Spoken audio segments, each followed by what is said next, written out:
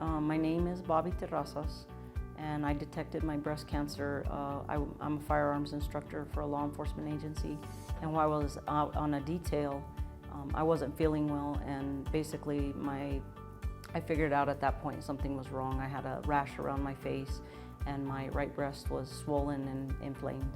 Once I came back to Albuquerque, which is where I was living, I went to the emergency room, and they detected they gave me medicine for the rash, and then they told me I needed to get a mammogram. And at that point, about a week later, it was just getting a lot worse, and the rash was coming back. So I went to the ER, and they did an ultrasound at that point and told me that I had 2 lumps in my breast and that I needed to get a mammogram.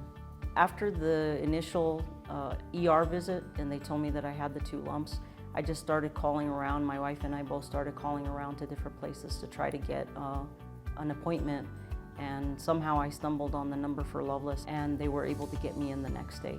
The best part of my treatment with Lovelace Women's Hospital was the all-around care, just from beginning to end.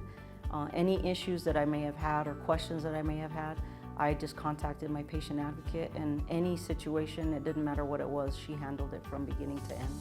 I would recommend Lovelace Women's Hospital at any point for anything at this point. Just their treatment of me as a patient was amazing. My mom passed away from ovarian cancer in 2013. It was stage 4. And so for me, that was the only experience, the most recent experience that I had. And so when I started the process, it was pretty traumatizing for me.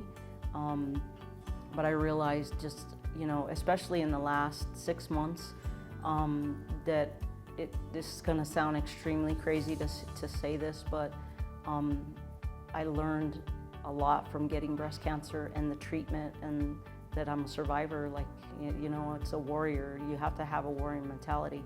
But without the hospital and everything they did for me, I wouldn't be here.